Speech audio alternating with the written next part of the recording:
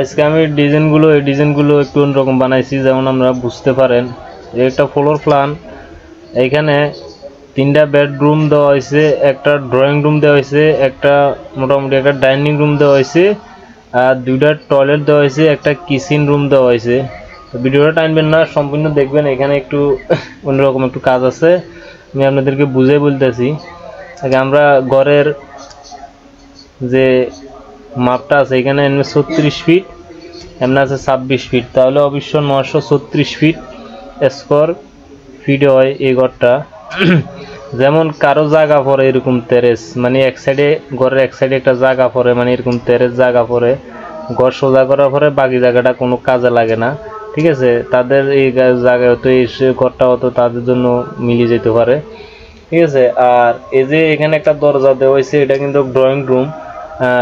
তো অত এই সাইডটা যদি আপনার সানমে পরে ঘরের সানমে সাইডটা এটা পরে, তাহলে আপনি এখান থেকে একটা দরজা রাখতে পারেন, এই দরজাটা ব্যবহার করতে পারেন। আর যদি এটা রাখেন এদিকে, যদি আপনি কোনো মাটির ফাঁক টাকর দেন, তাহলে অবশ্যই এদিকে যাওয়ার এই দরজাটা কাজে লাগবে।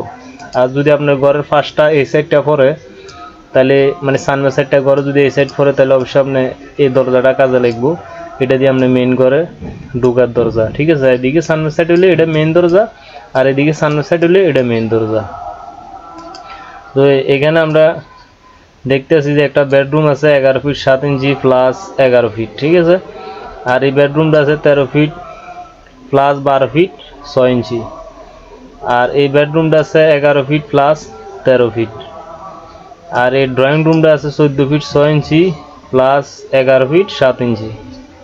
আর এই ডাইনিং রুমটা আছে 10 ফিট 7 ইঞ্চি প্লাস 8 ফিট 9 ইঞ্চি। আর এই কিচেনটা আছে 8 ফিট প্লাস 7 ফিট। এখানে 8 ফিট প্লাস 7 ফিট দেওয়া হয়েছে, তবে এটা ওই যে এখানে আমি একটা প্লাস চিহ্ন দিতে খেয়াল নাই, তো এটা 8 ফিট আর 7 ফিটে যায় এই কিচেনটা হয়, ঠিক আছে। তো আমি তো এটা বলে দিতে আছি, সমস্যা নাই, লেখা না থাকলেও আমি বলে দিতে আছি এটা। আর এখানে যে টয়লেটটা দেওয়া হয়েছে open toilet comment 7 feet 7 inch plus 4 feet, ঠিক আছে। আর এখানে একটা এই রুমের অ্যাটাচ একটা টয়লেট দেওয়া হয়েছে রুমের সাথে 7 ফিট প্লাস 4 ফিট।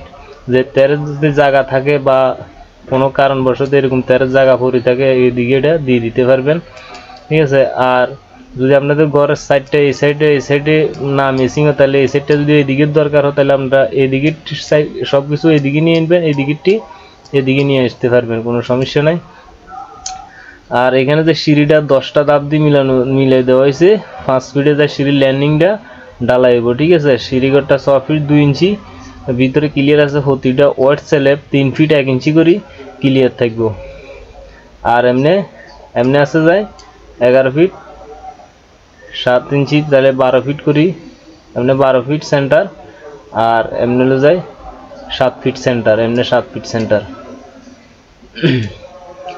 আর এখানে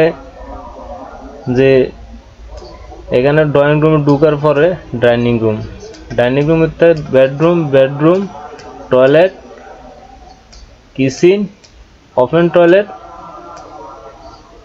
আবার বেডরুম।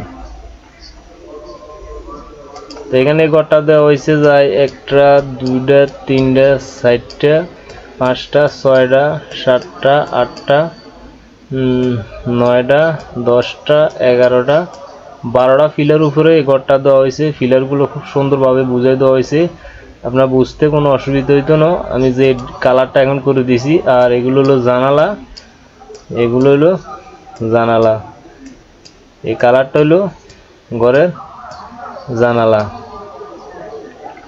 তো এখানে যেভাবে ফিলারগুলো দিয়ে যেভাবে দেওয়াল দেওয়া হয়েছে, যদি আমরা এই বরাবর দেওয়ালটি লয়ে যান, দেখাই দেওয়া হয়েছে ফিলারের কোন সাইডে দেওয়াল যাইব, ঠিক বরাবর এই মাপে আমরা পাইবেন। এখানে যে মাপটা আছে ঠিক এই মাপটাই বরাবর পাইবেন, কোনো বেশ কম হইতো না, ঠিক আছে। এই মাপটাই বরাবর থাকবো।